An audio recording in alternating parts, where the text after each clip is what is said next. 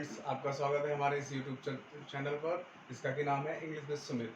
और इस पर हम लोगों ने लास्ट टाइम पे जो वीडियो बनाई थी वो उसमें इंग्लिश स्पीकिंग क्लास की बात हुई थी, जिसमें कि मैंने आपको कुछ एटिकेट्स बताए थे और कुछ मैनर्स के बारे में बताया था। देन हम लोगों ने बात करी थी इज़ एम आर की, कि इसका यूज़ हमारे डेली भाषा में या डेली बोलचाल में हम लोग कैसे कर सकते हैं। उसी से रिलेटेड थोड़ा सा मैं आगे का टॉपिक आज आपको बताना चाहता हूँ। Please have a look. Dear student, is am are जो आप देख रहे हैं, इसका यूज जो होता है वो कंटिन्यूस टेंस में भी होता है और एक स्टेट बताने के लिए भी होता है। कैसे?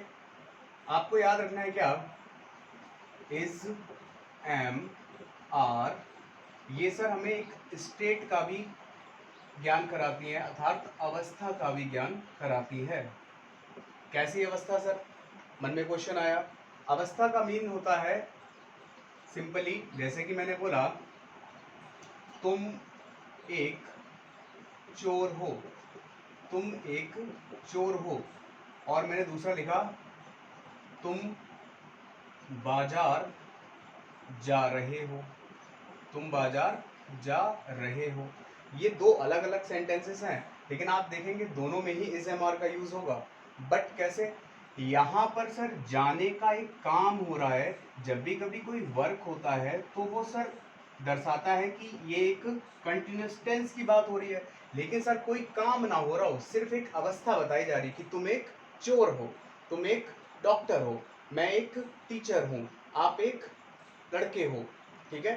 तो जब भी कभी ऐसी बात होती है जहां पर सर अवस्था बताई जाती है, वहां पर हमेशा यूज होता है इज एम आर का स्टेट को दर्शाने के लिए। और इसके साथ सर हम ना ही वर्ब का यूज करते हैं और ना ही आईएनजी का यूज करते हैं। लेकिन सर ये जो जाने वाला सेंटेंस है या फिर जिसमें कुछ भी वर्क हो रहा है, वो वाला सेंटेंस अगर कभी आता है तो वर्ब प्लस आईएनजी का यूज करना पड़ेगा। ओके? कैसे? देखते हैं। तुम एक चोर हो तो तुम के लिए यू, यू हमारा प्लूरल होता है तो क्या लगाते हैं? आर। एक के लिए ए, और चोर को क्या बोलते हैं? Thief. You are a thief. Okay? दूसरा, तुम बाजार जा रहे हो तो तुम के लिए यू।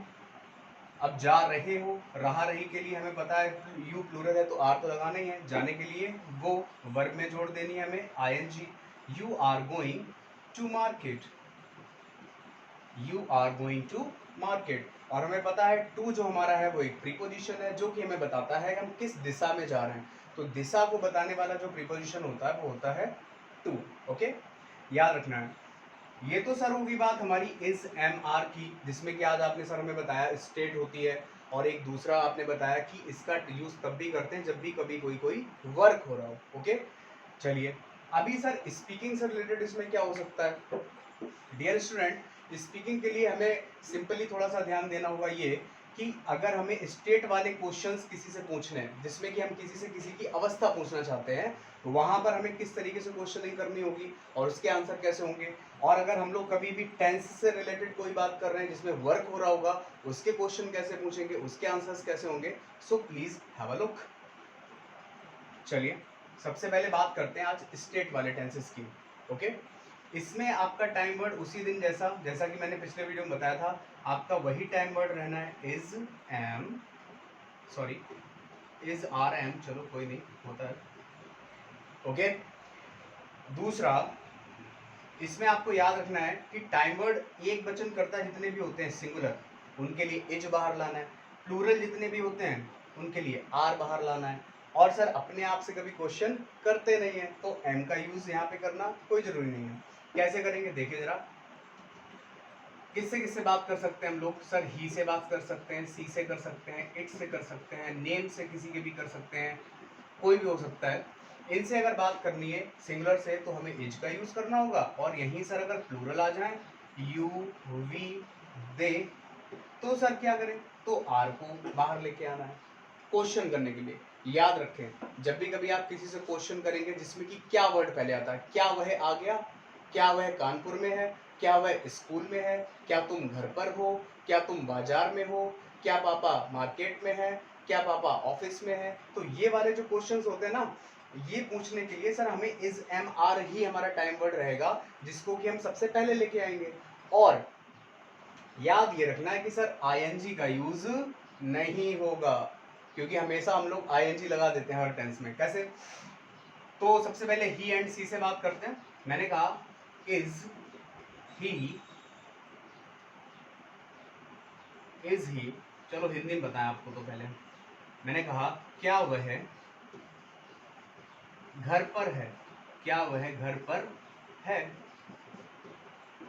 आपको बताया वह से बात कर रहे हो, वह घर पर है, लड़का भी हो सकता है, लड़की भी हो सकती है, चाहे ही ले आओ चाहे सी ले आओ, दोनों में से किसी से भी एक से बात करनी है। और हमें पता ये है क्या सर, ये है सिंगुलर, अर्थात ये क्या है, एक वचन है। इनके लिए कौन बाहर आएगा, इज। तो आपने बोला इज, वह के लिए ही और सी कुछ भी लगा सकते हैं।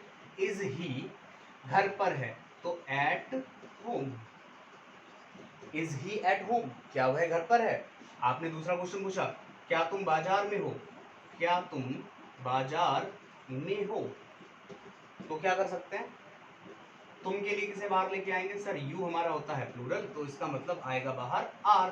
तो आर, तुम के लिए यू, मार्केट में हो, in the market, are you in the market. Okay. तो डियर स्टूडेंट, जब भी कभी हमें स्टेट से रिलेटेड, जहां पर कुछ भी वर्क ना हो रहा हो, केवल परिस्थिति की बात हो रही हो, अवस्था की बात हो रही हो, वहां पर इज एम आर का ही यूज होना है और आईएनजी का यूज नहीं होना है। अब मैं इसे जरा बिगाड़ना चाहता हूं, क्योंकि मैं कुछ और भी आपको बताना चाहूंगा। तो डियर स्टूडेंट, इस टॉपिक को सीखने के लिए मैं चाहूंगा कि आप पहले बनाना सीखें नॉर्मल से सेंटेंसेस। जैसे कि तुम एक चोर हो, तो यू आर अ थीफ। आपने कहा वे घर पर हैं, तो दे आर एट होम। आपने कहा पिताजी बाजार में हैं, the father is in the market. फिर आपने बोला मैं स्कूल में हूं, I am in the school. Okay. तो ये सेंटेंसेस आपको पहले बनाना सीखना होगा रफली, जिसमें कि आपको सिर्फ स्टेट बतानी है, तुम यहाँ हो, वो यहाँ है, ये चीज़ यहाँ है, वो चीज़ वहाँ है, सिर्फ इतनी बात करनी है। क्यों? क्योंकि सर हमें सिर्फ स्टेट को दर्शाना है, और स्टेट को दर्शाने के लिए सिंपली इज एम आर का यूज हमें करके और कोई भी सब्जेक्ट ला सकते हैं, चाहे वो सिंगुलर हो चाहे वो प्लूरल हो। ओके, चलिए अभी सर दूसरी बात करेंगे, जो मैंने लास्ट टाइम आपको बताई थी, इज एम आर, जिसमें कि सर वर्क हो रहा होता है। वो क्वेश्चंस करना बहुत इजी होता है। उस दिन भी मैंने आपको बताया था, जब भी कभी किसी से भी सर क्वेश्चन करना होगा, जब भी कभी किसी से भी क्वेश्चन करना होगा, वो भी किस में, कंटिन्यूस टेंस में, तो भी सर हमें किसका यूज करना है, हमारा इज एम आर का, प्लस वर्ब में आपको देनी होगी आईएनजी। क्यों? क्योंकि काम लगातार चल रहा है, काम लगातार जब भी सर चल रहा होता है ना, उसके लिए किसका यूज होता है, इज एम आर का। इसके लिए सर क्वेश्चन करना बड़ा ही इजी है। जैसे कि आप कह सकते हैं, उस दिन मैंने आपको बताया था, फिर से बताना चाहूंगा, मैं आज आपके लिए एक एक्शन वर्ड लिखे दे रहा हूं। आपको क्या करना है, हूबहू वैसे ही सेंटेंस लिख के केवल एक्शन की जगह अपनी वर्ब ले आनी है। कैसे, जरा देखिए, इज शी एक्शनिंग, मैंने एक्शन प्लस आईएनजी बोल दिया, इसका मतलब है वर्ब प्लस आईएनजी आपको यहाँ पे लिख देना है। ओके, इसका आंसर होगा यस सी इज एक्शनिंग। फिर आपने बोला no C is not actioning. अब आपके मन में आएगा सर ये एक्शनिंग क्या है। हमने कहा यहाँ पर एक्शन की जगह पर आपको सिंपली क्या करना है, अपनी वर्ब को लेके आना है। अब आप बोले वर्ब मतलब क्या, वर्ब क्या, कैसे लेके आए। वर्क का मतलब है जो भी काम आप बता रहे हो, उसमें जाने का, आने का, खाने का, रहने का, धोने का, उठने का, बैठने का, चलने का, फिरने का, काटने का, पीटने का, कुछ भी।